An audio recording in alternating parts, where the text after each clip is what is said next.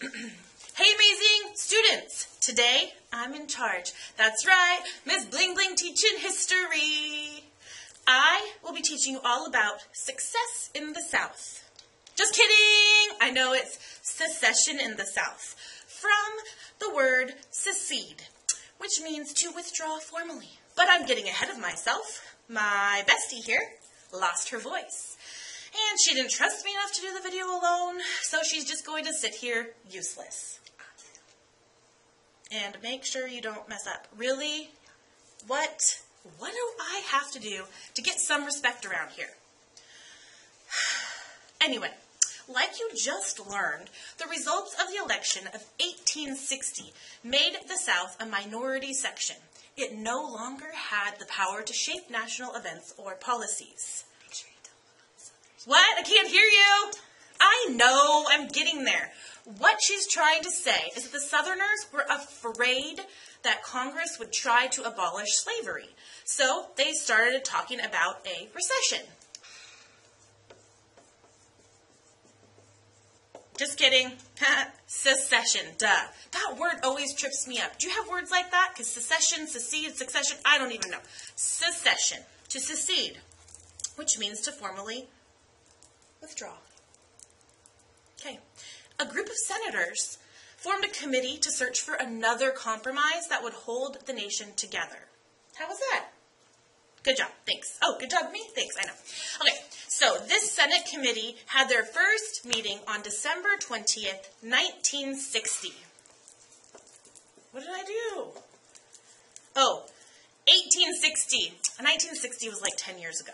So they were just about to get down to business when two events in two cities, hundreds of miles apart, made their settlement hopes disappear. Springfield, Illinois. A reporter asked President-elect Abraham Lincoln if he could support a compromise on slavery.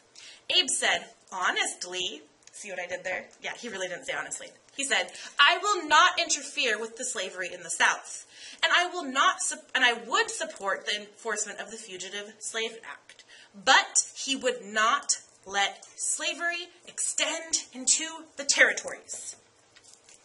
I know.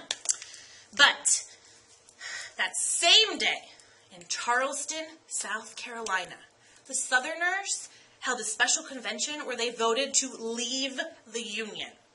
They thought that since they had voluntarily joined the Union by holding a special convention, they could leave the Union the same way. I'm not even wearing a watch. Tell them about the critics. Okay, the critics. So, President Buchanan said, the Union was not a mere voluntary association of states to be dissolved at pleasure by any of the contracting parties. Pretty much meaning that once they were in the Union, they couldn't just decide to leave and vote on it. And Lincoln, good old President-elect Lincoln, agreed by saying, no state upon its own mere motion can lawfully get out of the Union. They can only do so against the law and by revolution. Let's see. Right. You need a top hat. Yeah, I totally need a top hat next time. I'm going to get a top hat. So, anyway, the Southerners decided to secede, and the South Carolinians,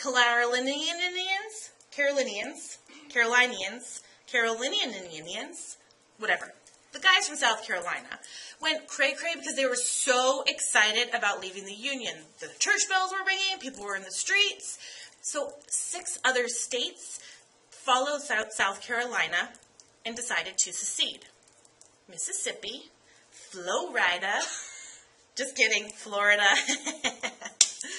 That's so funny. Florida, get it? Okay, anyway. All right, Mississippi, Florida, Alabama, Georgia, Louisiana, and San Francisco. I'm just kidding. And Texas, okay?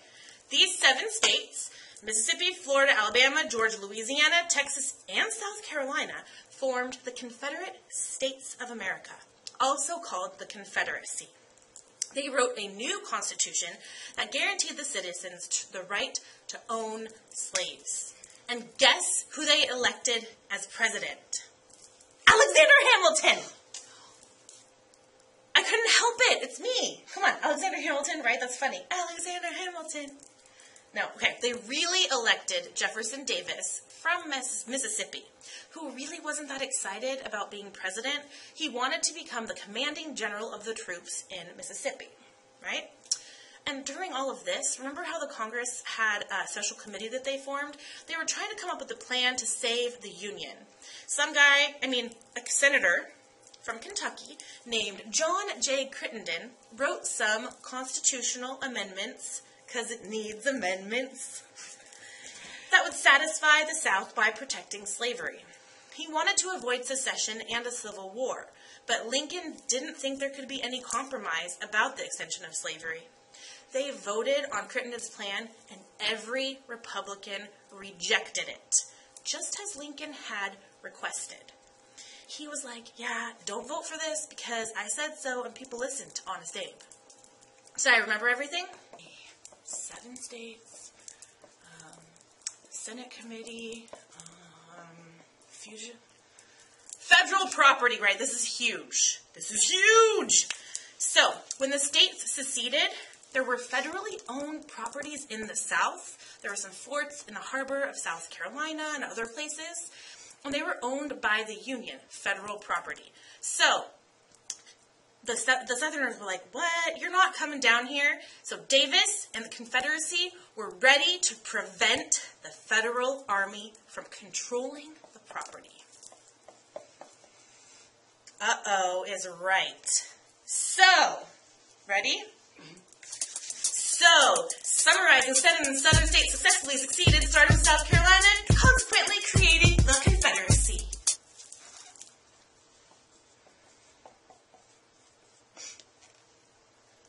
You're welcome.